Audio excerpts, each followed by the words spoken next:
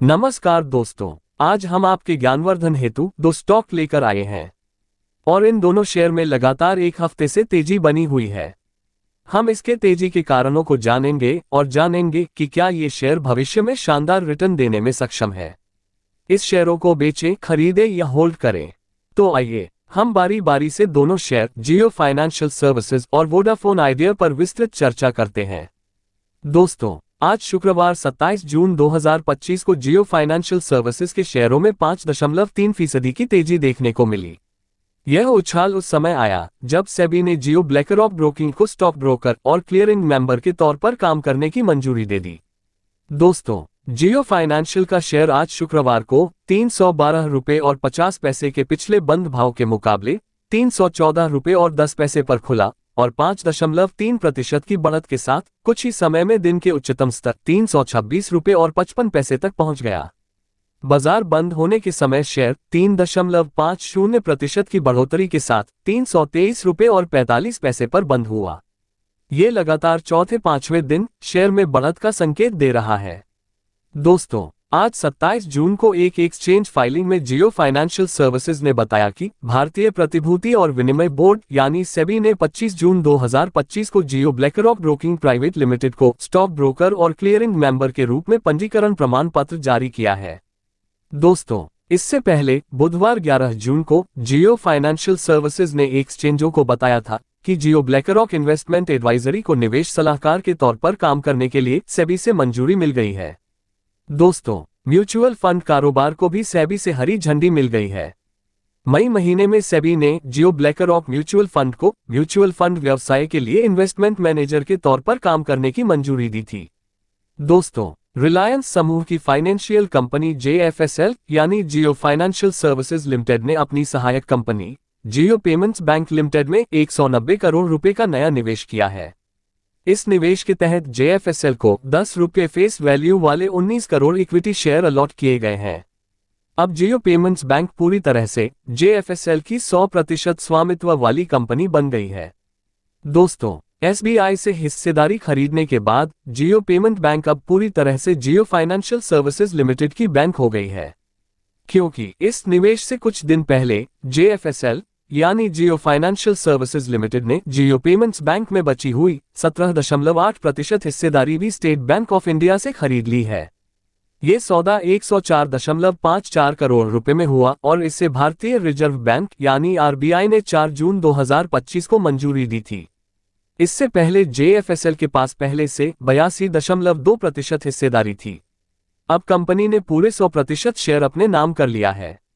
दोस्तों, अब जियो financial services और जियो पेमेंट्स बैंक के बीच कोई और साझेदार नहीं है। अब जियो पेमेंट्स बैंक पूरी तरह JFSL की सहायक कंपनी बन चुकी है। कंपनी के मुताबिक ये निवेश एक रिलेटेड पार्टी ट्रांजैक्शन है, क्योंकि यह एक ही ग्रुप की दो कंपनियों के बीच हुआ है। इस ताजे निवेश से जियो पेमेंट्स बैंक की कामकाज की ताकत बढ़ेगी और यह डिजिटल फाइनेंशियल सर्विसेज के क्षेत्र में और मजबूत होगी। दोस्तों, जियो फाइनेंशियल सर्विसेज ने 19 जून को बताया था कि उसने SBI से 7.9 करोड़ शेयर खरीदे हैं, जिससे SBI इस जॉइंट वेंचर से पूरी तरह बाहर हो गया है।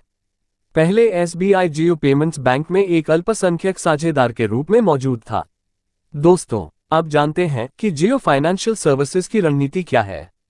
तो दोस्तों, इस पूरे अधिग्रहण से जियो फाइनेंशियल सर्विसेज का उद्देश्य अपने डिजिटल फाइनेंशियल नेटवर्क पर और अधिक मजबूत पकड़ बनाना है। अब कंपनी जियो ब्रांड के तहत डिजिटल बैंकिंग, पेमेंट सॉल्यूशंस और अन्य फाइनेंशियल सेवाओं का विस्तार और बेहतर नियंत्रण हासिल कर पाएगी। दोस्तों, आज शुक्रवार 27 जून 2025 को जियो फाइनेंशियल सर्विसेज का शेयर पिछला बंद प्राइस 312 रुपये और 50 पैसे के स्थान पर गैप अप 314 रुपये और 10 पैसे पर खुला। कुछ ही समय में शेयर 329 रुपये और 30 पैसे तक पहुंचा, यानी इसमें 5.3% की तेजी दिखी। शेयर 323 रुपये और 45 पैसे पर बंद हुए। कंपनी का 52 हफ्तों का लो प्राइस 198 रुपये और 65 पैसे और हाई प्राइस 363 रुपये रहा है। मौजूदा कीमतों के हिसाब से कंपनी का मार्केट कैपिटलाइजेशन 2,05,492 रुपये के पार पहुंच चुका है। अगर हालिया प्रदर्शन की बात करें तो पिछले एक महीने में JFSL के शेयरों में 11% की बढ़त आई है। जबकि 6 महीने में इसने अपने निवेशकों को 43.26% का रिटर्न दिया है। हालांकि पिछले एक साल में 8.53% का नुकसान निवेशकों को हुआ है। वर्तमान में किसी भी एनालिस्ट ने इसे बेचने की सलाह नहीं दी है। सभी इसे होल्ड करने को कह रहे हैं। दोस्तों, अब चर्चा होगी वोडाफोन आइडिया शेयर प्राइस में लगातार बढ़ने के कारणों पर। दोस्तों, वोडाफोन आइडिया के शेयरों में आज शुक्रवार 27 जून 2025 को सुबह एक बार फिर से तेजी देखने को मिली। शेयर 4.2% से ज्यादा चढ़कर 7 रुपये और 55 पैसे के इंट्राडे हाई पर पहुंचा। जून 19 से लेकर अब तक सिर्फ एक हफ्ते में इस शेयर में करीब 15% की तेजी आ चुकी है। इसकी बड़ी वजह है कंपनी से जुड़ी सरकारी राहत की उम्मीदें और हालिया सैटेलाइट बिजनेस डील। दोस्तों, वोडाफोन आइडिया में ऐसा क्या बदला जिसकी वजह से शेयर में तेजी आई? पहला कारण है सरकारी राहत की उम्मीदें। न्यूज रिपोर्ट्स के मुताबिक सरकार वोडाफोन आइडिया के 84,000 करोड़ रुपए के बकाया AGR यानी एडजस्टेड ग्रॉस रेवेन्यू पर राहत देने पर विचार कर रही है। चर्चा है कि कंपनी को बकाया चुकाने के लिए 6 साल की बजाय 20 साल तक का समय दिया जा सकता है। हालांकि कंपनी ने 24 जून को एक्सचेंज को दी गई सूचना में कहा, हमें सरकार से इस तरह की किसी राहत की कोई औपचारिक सूचना नहीं मिली है। जब भी कोई पुख्ता जानकारी होगी हम नियमानुसार उसका खुलासा करेंगे। और दूसरा कारण है नया business update satellite connectivity deal. 18 जून को वोडाफोन आइडिया ने अमेरिका की AST स्पेस मोबाइल के साथ साझेदारी की घोषणा की। ये साझेदारी भारत में D2D यानी direct to device satellite connectivity शुरू करने के लिए की गई है, यानी बिना मोबाइल टावर के भी रिमोट इलाकों में फोन पर सिग्नल मिल सकेगा। इन कारणों से आज शुक्रवार को 4.3% की तेजी शेयरों में देखी गई। शेयर पिछला बंद भाव 26 जून को 7 रुपये और 24 पैसे था। आज का ओपनिंग प्राइस -7 रुपये और 25 पैसे और दिन का उच्चतम स्तर 7 रुपये और 55 पैसे यानी 4.3% की बढ़त।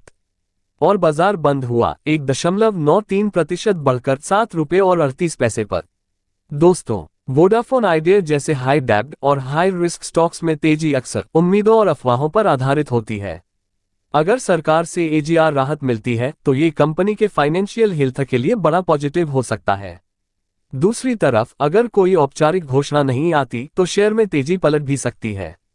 वोडाफोन आइडिया इन दिनों निवेशकों के रडार पर है। एक तरफ सरकार से राहत की चर्चा, दूसरी तरफ नया सैटेलाइट बिजनेस मॉडल। लेकिन अभी तक सरकारी राहत को लेकर कोई ठोस पुष्टि नहीं हुई है। ऐसे में निवेशक सतर्क रहकर ही फैसला लें।